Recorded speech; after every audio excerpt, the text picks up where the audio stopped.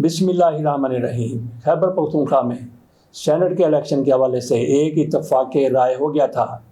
अली अमीन गंडापुर की हुकूमत और अपोजिशन के माबैन तय हुआ था कि 11 नशिस्तें हैं, उनमें से 6 नशिस्तें तहरीक इंसाफ को मिल जाएंगी, 6 सेनेटर तहरीक इंसाफ के बन जाएंगे और 5 बनेंगे दूसरी जमातों के, जिसमें मुस्लिम लीग नून है, पीपल्स पार्टी है। हो सकता है कि एक आध मौलाना फजलुर रहमान का भी सेनेटर बन जाए, लेकिन इस इत्तफाक राय को रौंद के रख दिया गया। तहरीक इंसाफ के कुछ जज्बाती लोगों की तरफ से कहा गया कि हमने तो 11 में से 9 लेनी है, हमने तो 11 में से 7 लेनी है, हमारे पास इतनी ज़्यादा अक्सरियत है, हमारे साथ इतने ज़्यादा लोग हैं, हम इनके साथ मिल के बैठें तो क्यों बैठें। और इसके साथ साथ ये भी कहा गया कि इंटेग्रिटी की बात है, असूल की बात है, इखलाकियात की बात है। जब इनके यहाँ मुखालिफ हैं तो फिर इत्तफाक राय क्यों करें, इनके साथ इत्तफाक क्यों, इनके साथ मिल के क्यों बैठ जाएं, ये सारा कुछ कहा गया। और कह दिया गया कि हम तो इलेक्शन लड़ेंगे। एक इरफान सलीम साहब हैं, वो मान ही नहीं थे, वो सबसे ज़्यादा उछल कूद कर रहे थे, उनके साथ बाकी लोग भी थे। उनकी तरफ से कागजात जमा करवा दिए गए कि हमने तो इलेक्शन लड़ना है, लेकिन इलेक्शन होने से एक रात कबल उनकी तरफ से भी हथियार फेंक दिया गया। उन्होंने कहा कि मुझे शमीम नकवी ने कहा, मुझे वहां से फोन आया, मुझे वहां से फोन आया। वो कहते हैं कि मैं बिल्कुल तैयार हूँ, मैं अपने ज़मीर के खिलाफ बात कर रहा हूँ, क्योंकि मुझे फोन आ गया है। वो भी बैठ के उन्होंने भी हथियार फेंक दिए। जब आपको पता है कि यहाँ पे क्या सूरत हाल है, किस तरह से मामलात को हैंडल किया जाता है, और ये लोग तो अपने मुफाद के लिए आइन में तरमीम भी कर देते हैं।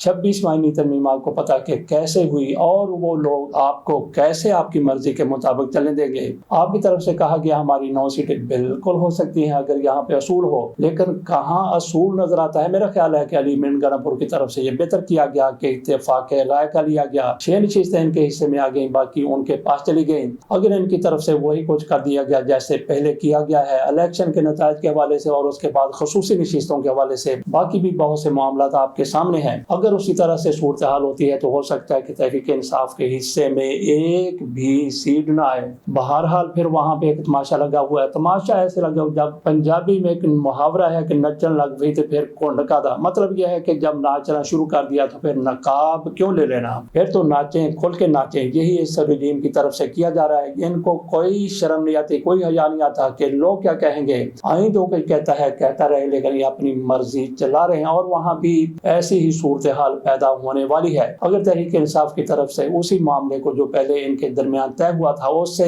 पसपाई इख्तियार की गई, अली अमीन गंडापुर भी इनके साथ खड़े हो गए जिस तरह से बाकी बातें कर रहे थे, तो फिर देख लीजिएगा कि एक आध सीट इनके हिस्से में आएगी, बाकी सारी वही उड़ा के ले जाएंगे। और फिर यहाँ पे ये भी हो गया कि वहां पे अतीक शाह साहब चीफ जस्टिस हैं, वहां पे मामला चला गया क्योंकि इनकी तरफ से, हुकूमत की तरफ से थोड़ी सी चोर चालाकी करने की कोशिश की गई। इजलास को मुलतवी कर दिया गया। इजलास जारी रखने के लिए 37 अरकान का होना जरूरी है, लेकिन वहाँ के अपोजिशन के अरकान है 27, वो वहाँ पे मौजूद थे। कोरम टूट गया तो स्पीकर साहब की तरफ से ऐलान कर दिया गया कि 24 को इजलास होगा, लेकिन ये लोग चले गए चीफ जस्टिस साहब के घर, अतीक शाह साहब के घर गए। वहाँ पे जाके उन्होंने अपनी अर्जी डाली। उन्होंने वहीं पे बैठे बैठे, वो ड्राइंग रूम में बैठे हुए थे या फिर बाथरूम में बैठे हुए थे, उनके पास इनकी अर्जी गई। मेरा ख्याल है कि साथ उनके ऑर्डर भी होगा जो उनकी तरफ से दिया जाना था, उन्होंने साइन करके इनके हवाले कर दिया और कह दिया कि गवर्नर हाउस में हलफ बर्दारी कर ली जाए खसूसी नशिस्तों पर जो सुप्रीम कोर्ट की तरफ से इनको दी गई हैं, उन लोगों की हलफ बर्दारी वहां पे कर ली जाए और इलेक्शन करवा दिया जाए। इसी तरह से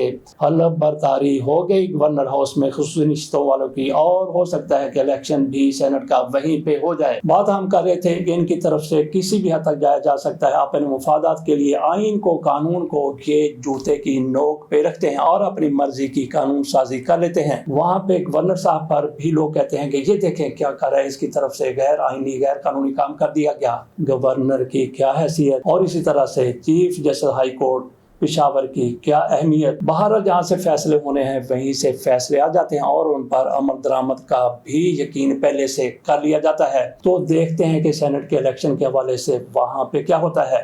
वहाँ पे पैसा अब भी चल रहा है, कहा जा रहा है कि وقاص اورکزئی اور قاضی وقار، یہ دو لوگ ہیں جو اربوں پتی ہیں، اور عمران خان سے ان کی ملاقات شاندانہ گلزار نے کروا دی تھی۔ یہ بھی الیکشن میں کودے ہوئے ہیں، باقی لوگ الیکشن میں موجود ہیں، ان میں مراد سعید ہیں اور ان میں اعظم سواتی بھی ہیں۔ یہ بھی بڑی حیرانی کی بات ہے کہ مراد سعید کو اور اعظم سواتی کو کیسے اوپر والوں کی طرف سے قبول کر لیا گیا۔ تو اس موقع پر پھر اسپیکر کی طرف سے ایک اقدام اٹھایا گیا ہے۔ اسپیکر صاحب کی طرف سے جو کچھ ان کے ساتھ ہو گیا، جس طرح سے chief justice Peshawar high court کی طرف سے آرڈر جاری کر دیا گیا، اس پر اسپیکر صاحب کی طرف سے چیف جسٹس پاکستان کو ایک لیٹر لکھا گیا ہے۔ تو ناظرین آپ سمجھ لیجئے کہ یہ بین بجائی گئی ہے بھینس کے سامنے۔ تو بھینس کے سامنے آپ جتنی بھی بین بجا لیں تو اس کا کیا نتیجہ نکلتا ہے؟ وہی نتیجہ نکلتا ہے جو اس خط کا نکلنے والا ہے۔ میرا خیال ہے کہ پورے کا پورا خط میں آپ کے سامنے رکھ دیتا ہوں جو اسپیکر خیبر پختونخوا اسمبلی کی طرف سے لکھا گیا ہے۔ اسپیکر خیبر پختونخوا اسمبلی بابر سلیم سواتی نے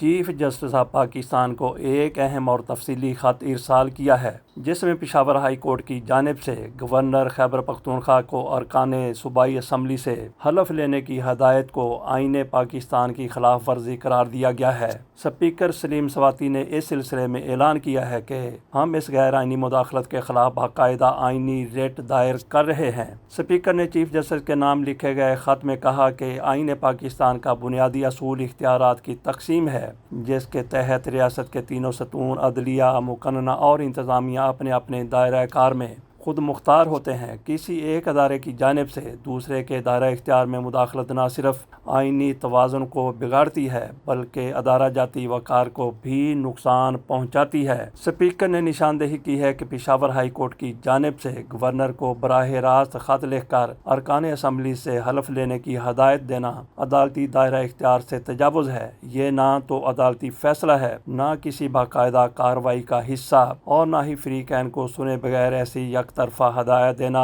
آئینی تقاضوں کے مطابق ہے۔ خط میں مزید کہا گیا ہے کہ اسمبلی کا اجلاس کا بلایا جانا یا ملتوی کیا جانا اسپیکر کا آئینی اختیار ہے، جس پر کوئی دوسرا ادارہ سوال نہیں اٹھا سکتا۔ اگر اس طرح عدلیہ انتظامی اختیارات میں مداخلت کرے گی تو یہ ایک خطرناک روایت قائم ہوگی جو آئندہ دیگر اداروں کی خود مختاری کے لیے بھی خطرہ بن سکتی ہے۔ اسپیکر نے خط میں اس خدشے کا اظہار کیا کہ ایسی غیر مجاز عدالتی مداخلت نہ صرف اسمبلی کی خود مختاری کو مجروح کرتی ہے بلکہ عوام کے سامنے عدلیہ کی غیر جانبداری اور ساکھ پر بھی سوال اٹھاتی ہے۔ عوام کا عدلیہ پر اعتماد اسی صورت میں قائم رہ سکتا ہے جب عدالتیں آئینی حدود کا احترام کریں۔ انہوں نے واضح کیا کہ کسی بھی آئینی ریاست میں خط و کتابت کے ذریعے عدالتی فیصلے یا ہدایات جاری کرنا عدالتی عمل اور قانون کی حکمرانی کا مذاق اڑانے کے مترادف ہے۔ یہ طرز عمل دستور پاکستان، جمہوری اقدار اور پارلیمانی وقار کے یکسر خلاف ہے۔ اسپیکر نے چیف جسٹس آف پاکستان سے مطالبہ کیا ہے کہ وہ اس آئینی خلاف ورزی کا نوٹس لیں اور اس بات کو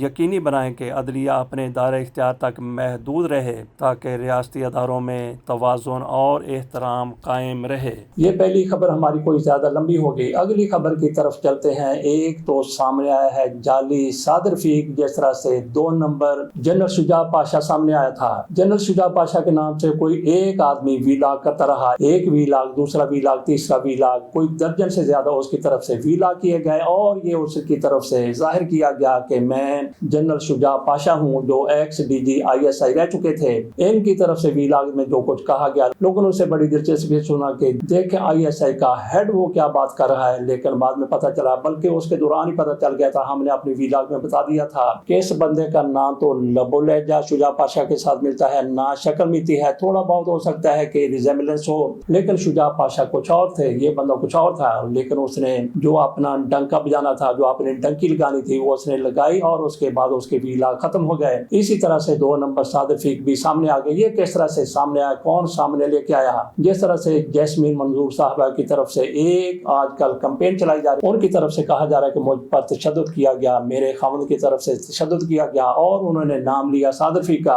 ہمارے بڑے بڑے اینکرز کی طرف سے انٹرویو کیا گیا، لیکن پورے کے پورے 10 15 20 منٹ کے ویلاگ کے دوران ایک مرتبہ بھی اس میں کلیریفیکیشن نہیں کی گئی کہ یہ خواجہ صاد رفیق نہیں ہے، بلکہ یہ کراچی کا کوئی صاد رفیق ہے، اس نے جیسمین کے ساتھ فراڈ کیا۔ یہ جیسمین کی طرف سے کہا گیا ہے، جیسمین پاکستان کی ایک بڑی اینکر ہیں، وہ کہتے ہیں کہ میرے ساتھ اس بندے نے فراڈ کیا، مجھ پر تشدد کیا، اور بھی ان کی طرف سے کئی الزامات لگائے گئے کہ میرا 5 کروڑ روپے جو بندہ بیٹھ کے کھا گیا، اس نے مجھ پر تشدد کیا، میں نے اس کو گھر سے نکال دیا۔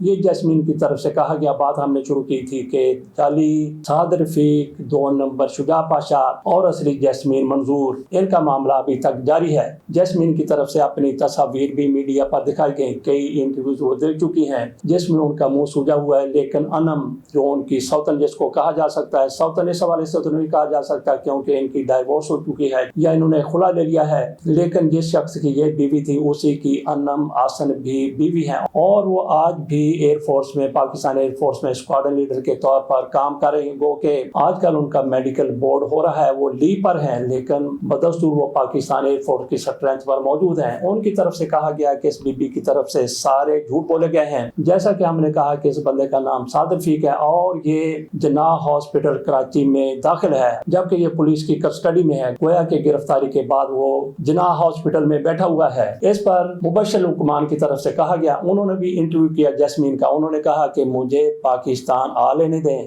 وہ پاکستان سے باہر بیٹھے، انہوں نے کہا کہ میں پاکستان آؤں گا اور میں اس بندے کے لیے، صاد رفیق کے لیے جناح ہاسپٹل کو جیل بنا دوں گا، یہ ٹارزن کی طرف سے کہہ دیا گیا ہے۔ اللہ خیر کرے کہ مبشر حکمان صاحب پاکستان آئیں گے اور جناح ہاسپٹل جائیں گے، وہاں پہ جا کے ہاسپٹل کو یہ اس بندے کے لیے جیل بنا دیں گے، اور یہ وہی مبشر حکمان صاحب ہیں۔ ویسے تو ان کی ایک بہت بڑی ہسٹری بھی ہے، کس طرح سے انہوں نے بھارتی فلموں کو پاکستان میں آنے کے لیے مخالفت کی اور کس طریقے سے پھر اس کی حمایت بھی ان کی طرف سے کر دی گئی، اور یہ وہی مبشر حکمان صاحب ہیں جن کی طرف سے اب کہا گیا ہے کہ مجھے پاکستان آنے دیں، میں جناح ہاسپٹل کو جیل نہ بنا دوں تو میرا نام پھر شہباز شریف نہیں ہے۔ تو یہ وہی مبشر حکمان صاحب ہیں جن کو فواد چودھری کی طرف سے ایک چپت بھی لگا دی گئی تھی۔ خبریں تو اور بھی تھی، طوالت کی وجہ سے یہیں پہ اختتام کرتے ہیں، اجازت دیجیے، اللہ حافظ۔